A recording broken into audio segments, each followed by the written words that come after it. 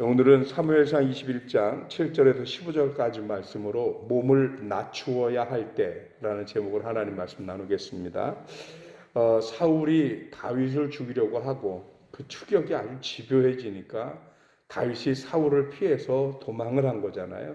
그런데 그 도망하는 것조차도 기회를 쉽게 얻을 수 없어서 요나단의 도움으로 겨우 도망은 쳤는데 얼마나 경황이 없든지 제대로 도망가는 그런 채비를 꾸리지 못했던 것 같아요.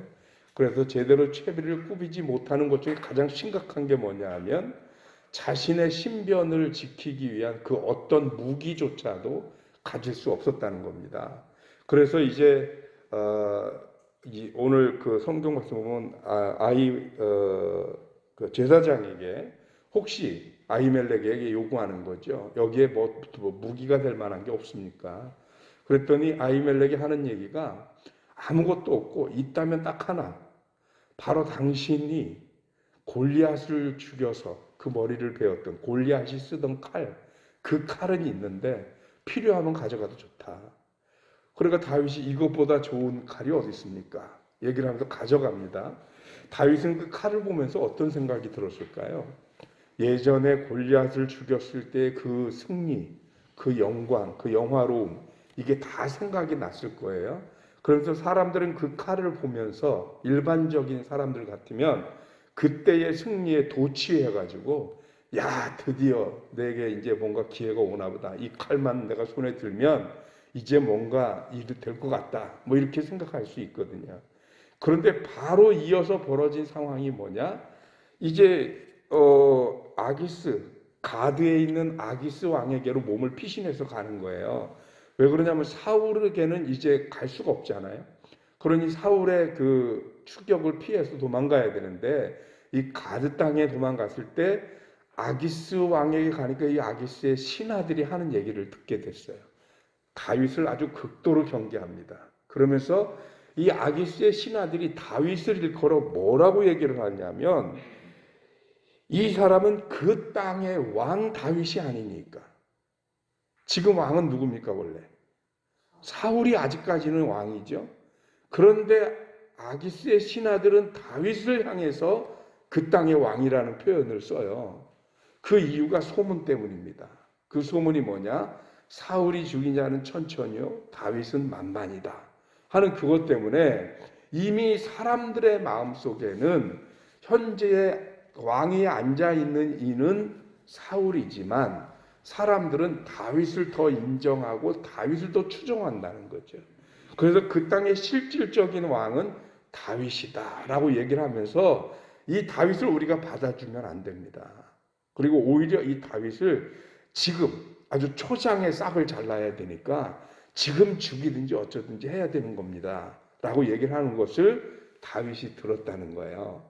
그 얘기를 들은 다윗이 어떻게 하나요? 미친 척하고 입에 침을 질질 흘리고 대문을 벅벅 긁으면서 미치광이 노릇을 하는데 이게 그 당시에 중동 쪽에서는 사람이 미친 게 귀신이 들어가서 그러는 것으로 생각을 했어요.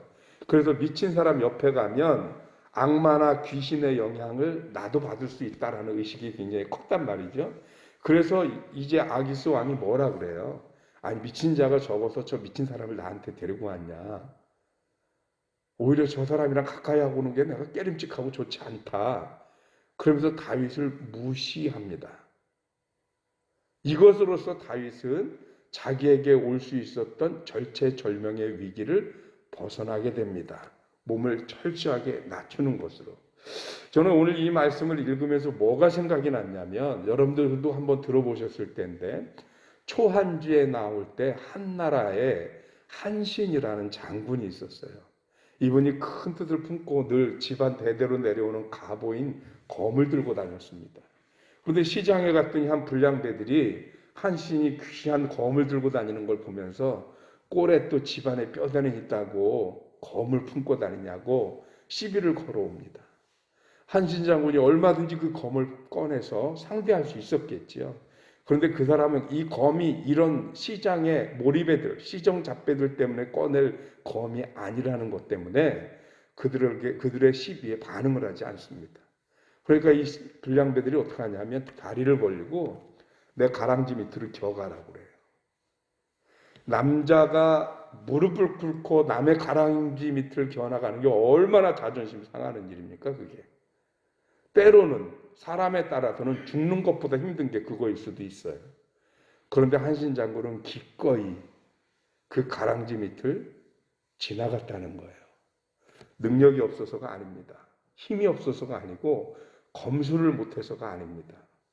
자기가 검을 꺼내야 할 때와 꺼내지 않아야 할 때가 언제인지, 몸을 낮춰야 할 때와 드러내야 할 때가 언제인지를 분명히 알았다라고 하는 얘기입니다.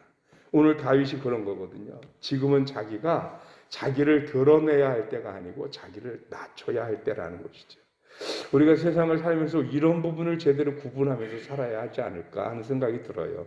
내가 드러내야 할 때와 우리를 낮춰야 할 때.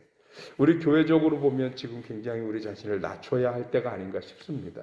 우리 교회가 이제 하나님이 축복하시면 이전하고 건축하는 문제를 잘 이어갈 수 있을 수 있는 상황이 만들어져 가고 있는데, 이럴 때일수록 우리들이 해야 할 일이 뭔가, 오히려 몸을 낮추고 겸손하게 기도하고 사람들에게 막 떠버리고 자랑하고 이럴 때가 아니고요.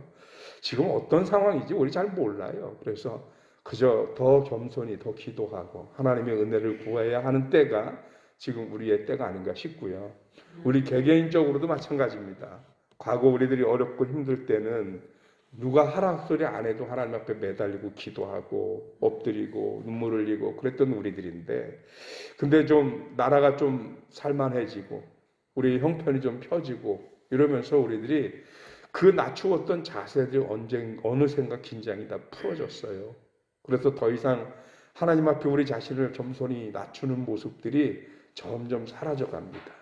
그리고 자신의 목소리를 키우고 자신을 더 주장하고 이러는 모습들이 더 많아지는 것 같아서 좀 안타깝습니다.